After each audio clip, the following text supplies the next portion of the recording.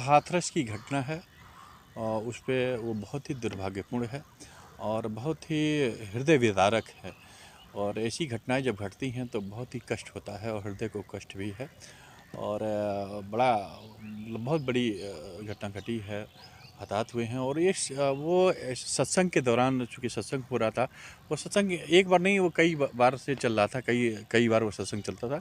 तो इस बार जो पता चला कि जो भीड़ थी, कैसे परमिशन हुआ, कुछ भीड़ संख्या बढ़ गई और जो गुरु थे उनके दर्शन करने को लेकर के वहाँ जनता उतावली थी, श्रद्धालु उतावले थे कि वो जा रहे थे, निकल रहे थे, उनका पैर छूने के लिए लोग थे। तो वो उसमें पता चला कि आप मीडिया के बंधुओं के द्वारा जो जो चीज़ें दिखाए गए, वीडियो हुआ कि जा रहे थे लोग पैर छूने के लिए, तब तक एक के ऊपर लोग गिरते गए, कुछ गड्ढा था या जो भी था, गिर गए, उनके ऊपर सब लोग लद गए। तो उसमें कुछ लोगों के सांस घुटने से, दम घुटने से मौतें हुई और बहुत से लोग जैसे हुआ। तो ये बहुत दुर्भाग्यपूर्ण है, बहुत ही कष्टप्रद है। और निश्चित रूप से ऐसी घटना जो होती है उससे दुख होता है। लेकिन मैं कहूँगा कि श्रद्धालु जो जन हैं, ज़रूर श्रद्धा का भाव है। भारत एक धार्मिक देश है। भारत में श्रद्धालुओं की जो व्यवस्था है वो अब भक्ति के प्रति बहुत ज़्यादा वो रहती है, समर्पित रहती है। तो वो श्रद्धा होनी चाहिए, श्रद्धालु हैं तो भाव भी होना चाहिए। लेकिन इसके साथ-साथ मैं ये भी कहूँगा कि आने वाले समय में कभी ऐसी पुनरावृत्ति ना हो, थोड़ा-सा उसको देखना भी है।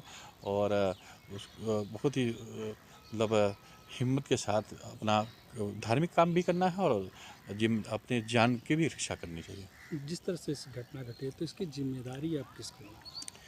देखिए, चूँकि पहली चीज़ जो घटना घटी है वो ज़िम्मेदारी का कोई सवाल उसमें नहीं है। इसलिए कि जो घटना घटी है वो जो देखने में आया है, जो दिख रहा है, वो एक्सीडेंटल घटना है। जैसे मान लीजिए हम गाड़ी लेकर जा रहे हैं, आप भी जा रहे हैं बस, और अचानक गाड़ी लड़ गई, एक्सीडेंट हो गया।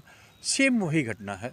उस घटना में यही है कि जैसे वहाँ पर जो सत्संग चल रहा था, चलने के बाद जो वहाँ के जो गुरु थे वो गुरु निकलने लगे, तो जनता वहाँ दर्शन करने के लिए बढ़ी। लेकिन भीड़ इतनी ज़्यादा तेज़ी से बढ़ गई कि जो सिक्योरिटी थे, वो जो भी था, संभाल नहीं पाए। और इतना बढ़ी तो कुछ गड्ढा था, जो भी था, वहाँ लोग गिर गए, कुछ एक के ऊपर दूसरे लोग गिर गए। तो दम घुटने से कुछ लोगों को कुछ ऐसे होते हैं। तो यहाँ कोई जिम्मेदार नहीं है। लेकिन ये भी है कि एक चीज़ ज़रूर है कि अगर हो सकता है कि घटना अपने आप घटी है जैसे है, लेकिन अगर कहीं हो सकता है साजिश भी, अगर ऐसी घटना घटती है तो उसकी सरकार जांच करे। और कभी-कभी स्थितियाँ होती हैं कि हो सकता है कि कई साजिश तहत या सरकार को बदनाम करने या जो भी चीज़ें, ऐसी घटनाएँ भी हो जाती हैं। तो निश्चित रूप से जो श्रद्धालु जो हताहत हुए, जिनके परिवार, बहुत दुखद है और ऐसी घटना नहीं घटनी चाहिए। बहुत ही कष्टप्रद है, कष्ट है उन परिवारों के लिए जिनके परिवार आज नहीं हैं, बहुत कष्टप्रद है। तो उनको मैं भावपूर्ण श्रद्धांजलि भी दूँगा। और ऐसे लोगों के लिए कहूँगा कि फिर से सचेत रहें वह। और ज़िम्मेदारी का जहाँ तक मैं ये कहता हूँ कि चूँकि ये घटना अचानक जैसे जो हुआ, परमिशन लिया गया था और परमिशन में शायद 80 लाख का था, हज़ार का था, संख्या 1 लाख से ऊपर पहुँच गई या और भी ज़्यादा हो गई। जी। तो उस परिस्थितियों में चूँकि जो गुरु हैं, जो वो सत्संग करते हैं, उनकी एक सुनते हैं, उसमें उनकी एक टीम भी है, सिक्योरिटी उनकी खुद की है।